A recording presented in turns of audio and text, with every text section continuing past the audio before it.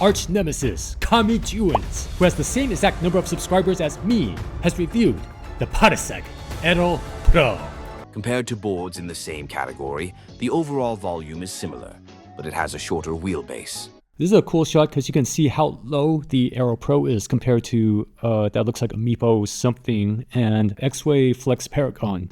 Aero Pro looks a bit more compact.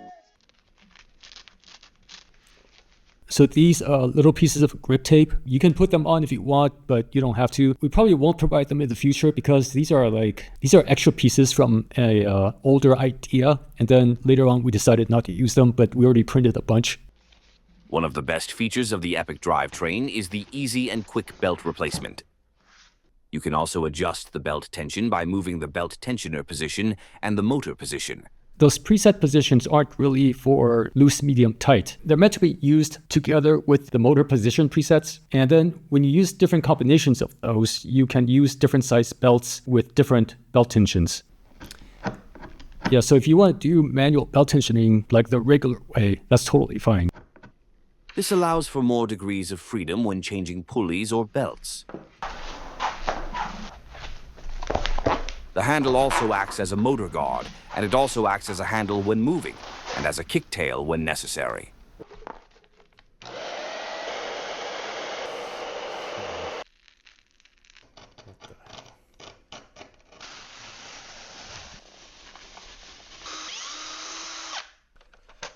Okay. We sent him a new grip tape because we figured he was probably going to do this. He was probably going to open up the deck and show the insides, but the grip tape hasn't arrived yet. I'm watching this and I'm thinking, how's he going to put the grip tape back on? Like, it's going to be all messed up.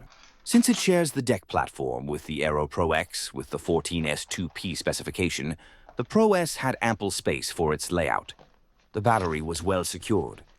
The battery used high-discharge Molicel P45B, which is one of the best-rated cells on the market. Okay, so he put the grip tape back. Like, this looks brand new. I mean, the only difference is you can see where he cut it right here, but you can barely see it. Like, you can't even tell that he lifted this grip tape and put it back. How? That's incredible. The location of the power button and charging port was really convenient to use. I recommend you visit the support section of the Parsec website. Okay, I'm glad he shouted out the website or the support website because there are many articles that you can check out to learn more about the board. Let's go for a ride. First, let's look at the basic features of the Aero Pro. The first impression of the Aero Pro was that the board's movement was really light and smooth. It was easy and comfortable to control. So much so that I immediately felt it was a well-balanced board.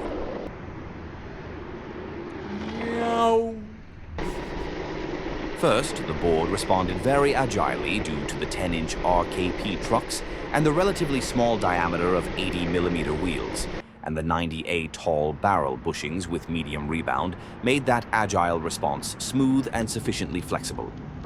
Also, judging from the fact that the outside wheels did not lift even in tight turns, yeah, because we're using tall bushings, the board can lean more than with standard barrels. So I think you'll find that the board can make very sharp turns. The bushing setting felt very appropriate. In addition, the low center of gravity of the double drop deck provided excellent riding stability. The smooth, flexible, and responsive board even has very... I still can't get over the fact that he lifted the grip tape and he put it back. Good riding stability, so the overall balance felt very ideal.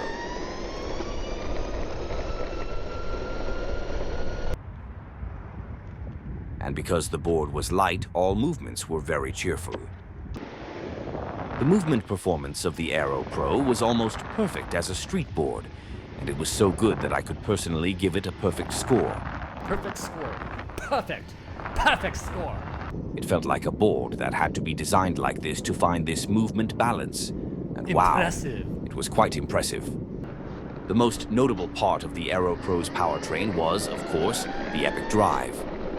The newly developed belt tension adjustment mechanism dramatically reduced motor resistance during free rolling, even with slight throttling.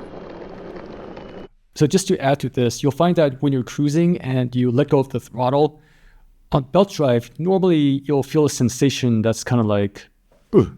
On the Aero Pro, when you let go of the throttle, you don't really feel that. I mean, if you're accelerating and you let go, then sure, you'll feel that. But if you're just at a constant cruising speed and you let go, it's just gonna coast for a while. And it's not because of any down ramping setting. It's just how it is with low resistance. It felt like it rolled better than a hub motor drive. As a result, it was possible to ride naturally with a kick push, even though it was a belt drive, and it felt useful even when the battery was low. Did you push the on, bro?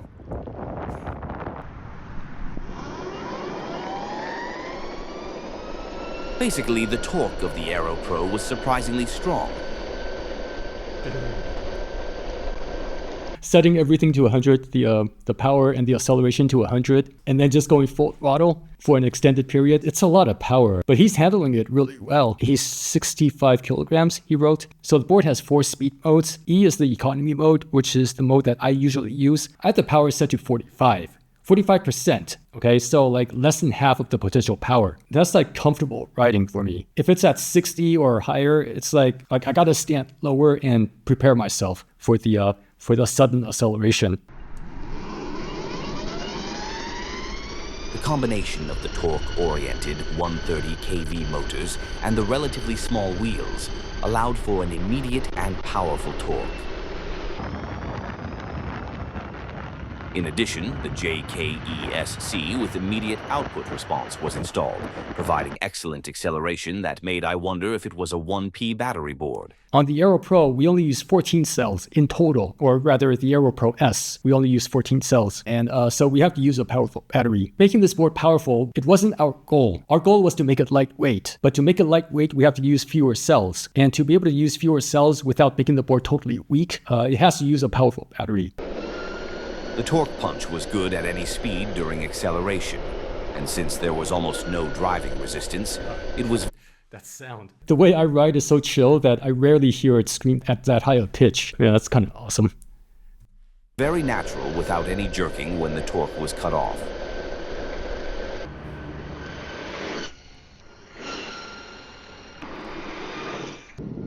And as I mentioned earlier, the board's movement balance was so good that it was very comfortable to use the power. So the way this board moves, from the very beginning, we always intended it to feel like a traditional longboard, as opposed to a electric seat board. If you've ever ridden both, generally speaking, electric seat boards are far less nimble. Like, they can be maneuverable, but like the turning wouldn't be as quick. And most of the time, the maneuverability is not as great either compared to like a traditional longboard. The way we designed the trucks and the deck and everything, it's just, like I said, we really wanted to feel like a traditional longboard. Since the power setting is torque-oriented, the top speed was 24.8 miles per hour, based on GPS, at 70% battery.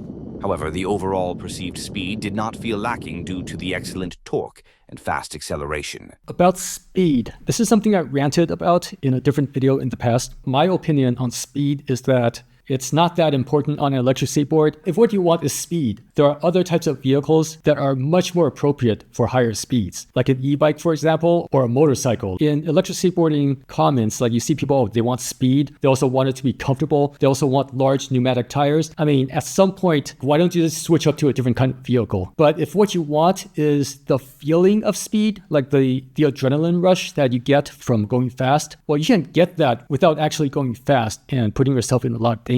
Like, for example, if you're riding a board that's a lot shorter or has a shorter wheelbase, it's gonna feel faster. Or if you're closer to the ground, it's gonna feel faster. Like, the environment that you ride in is gonna have an impact on how you feel about speed. Like, if there's obstacles in the way or if the road is more narrow, you're gonna feel like you're riding a lot faster. Since the concept of Aero Pro is a lightweight commuter, I use the board in my daily life to fit that concept.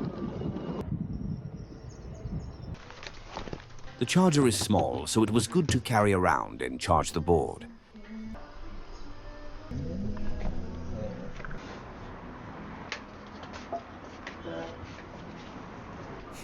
The continuity was kind of, oh wait, enhance. I knew it.